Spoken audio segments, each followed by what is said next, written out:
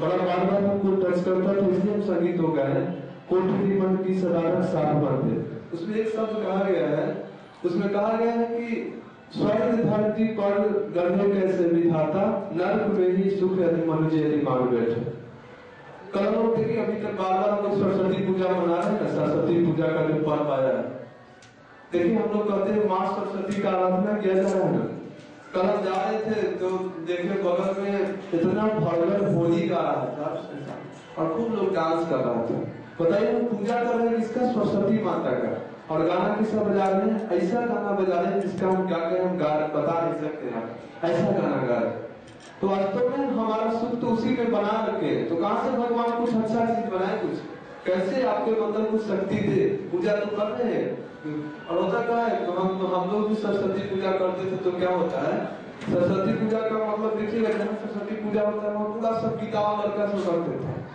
क्या होता है इसका मतलब, सरस्वती पूजा, सरस्वती जी आएंगे और किताब में स्वर भर देंगे, आपको बिना पढ़े मिल जाएगा। ऐसा कुछ नहीं होता है, ऐसा धर्म नहीं था अपने यहाँ का। आज लोग क्यों हट रहा है, जिससे क्या है, और कोई पूजा पाठ की कोई बात कहीं चलता है तो लोग कहता है भाई उस, देखिए हम लोग उस विज्ञान को नहीं समझते। विज्ञान था अपने यहाँ का धर्म, जिसके पढ़ाई अपने यहाँ होता था नालंदा यूनिवर्सिटी में, दक्षिण यूनिवर्सिटी में। लोग बताते हैं कि वहां लोग पढ़ के निकलते थे, लोग को बड़ी आश्चर्य होता था, बड़ी आश्चर्य होता था। पिछले कल संस्कारशाला में प्रोग्राम था, कंकड़बाग संस्कारशाला में, तो वहाँ सामने गए हुए थे तो थाना इंस्पेक्टर भी आए हुए थे। तो बता रहे थे कि बचपन में हमारी माँ कहती थी, प्रोफेसर थे, प्रोफेसर के बाद फिर इस तरह से इस लाइन पे भी आए, तो बताते थे कि हमारी माँ कहती थी कि बेटा जब भय हो ना, कभी भय लगे तो गायत्री मत करना और महामृत्युंजय मत करना।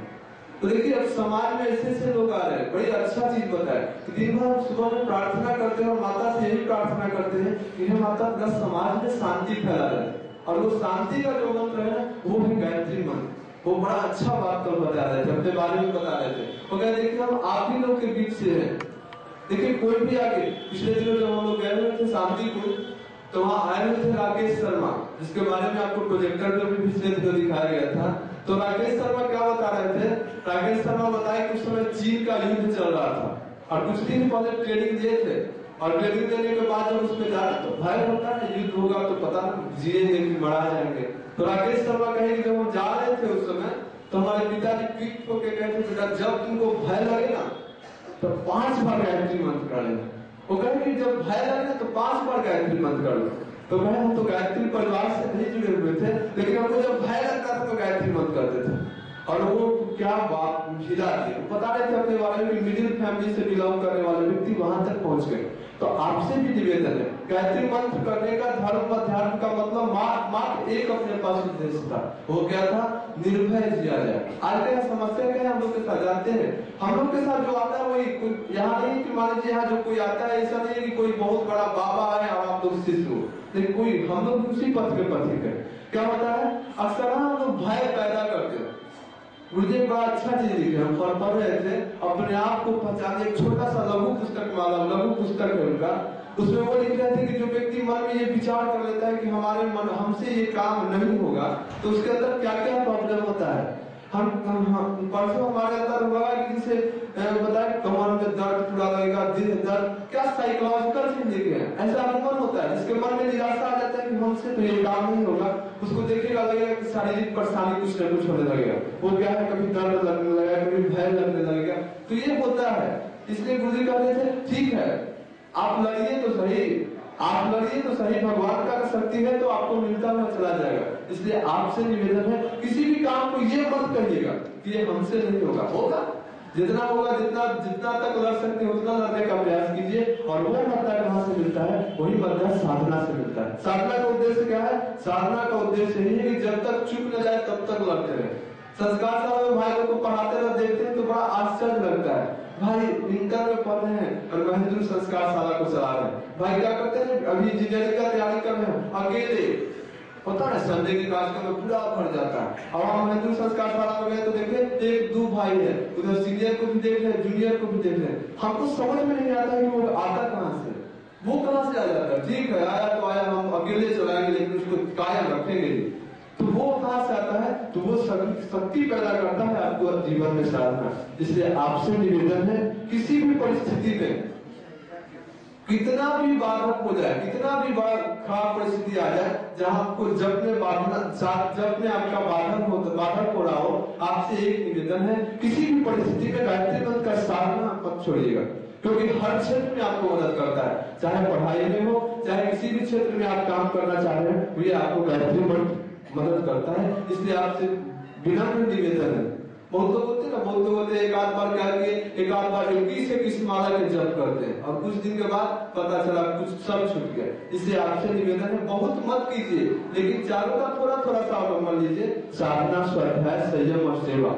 पिछले दिनों 5 दिवसीय साधना सत्र भी करवाया गया था। इसका मूल उद्देश्य एक ही चीज है। उद्देश्य क्या है? उद्देश्य मात्र यही है कि आप क्या करिए, आप सही रूप से अध्यात्म को समझने का प्रयास कीजिए और वो समझाया जाए 5 दिन में। जो भाई भाग लिए होंगे उनको महसूस भी होगा कि इसी चीज पर चर्चा किया गया था। तो आपसे निवेदन है, साधना, स्वाध्याय, संयम और सेवा, चारों का अवलंबन रखिए। कभी मत इसमें बहुत मत कीजिए। हम कहते हैं बहुत मत कीजिए। बहुत लोग होता है ना, बहुत लोग क्या करेगा, स्वाध्याय करने के लिए जब यहाँ से कहा जाता है ना, तो एक किताब बताया गया, ये किताब पढ़िए, वो क्या करेंगे, आज सब पढ़ाई छोड़ के उसको किताब को पढ़ जाएंगे। अगले दिन क्या करेंगे, अगले दिन करेंगे कि अगले दिन को कोई किताब पढ़ने की जरूरत है। क्यों? वो बहुत पढ़ गए। नहीं, आपसे निवेदन है थोड़ा थोड़ा पढ़िए, क्योंकि कहा जाता है कि मन में रोज गंदगी आता है। इधर गए, रोड पर गए तो उधर वाला गंदगी। कल भाई लोग कह रहे थे कि क्या कॉलेज में जो सरस्वती पूजा हो रहा था, बड़ी डांस था, उसका भी गंदगी। तो आज की हम तो एक दिन साबुन लगाए थे, नहीं फिर गंदा हो जाता है। आज जरूर कीजिए, साधना जरूर कीजिए, गंदगी रह जाएगा फिर जमा हो जाएगा। इसलिए साधना कीजिए। और स्वाध्याय करने से क्या होता है? स्वाध्याय करने से ही आपको शक्ति मिलता है कि साधना में बहुत फायदा है। क्या फायदा है वो आपको बताता है। इसलिए आपसे निवेदन है, चारों स्तंभ होना चाहिए। मान लीजिए देखे ना, लगा हुआ है फोटो, इसमें 4 चक्का, एक चक्का नहीं है तो साधना, स्वाध्याय, संयम खूब हो रहा है और समय दान कुछ नहीं हुआ तो क्या होगा, एक तरफ में टेढ़ा हो जाएगा। इसलिए आपसे निवेदन है, थोड़ा करिए, लेकिन चारों चीज कीजिए। और सबसे बड़ा चीज है, संस्कारशाला या कहीं भी जो समयदान का काम हो रहा है उसमें थोड़ा सा सहयोग दीजिए। संस्कारशाला के बारे में तो बताया जाता है, आप 1 घंटा समय, सप्ताह में 1 दिन ही समय मिलता है, लेकिन आप जाइए। जाने से क्या होगा, जो भाई चला रहे एक दिन तो उनको मदद होगा। इसलिए हर क्षेत्र में चलाया जा रहा है। अभी तो 12 जगह संस्कारशाला चलाया जा रहा है। जहां भी आपको समय मिलता है जरूर आप उसमें समय दीजिए। ठीक है, आगे के लिए हम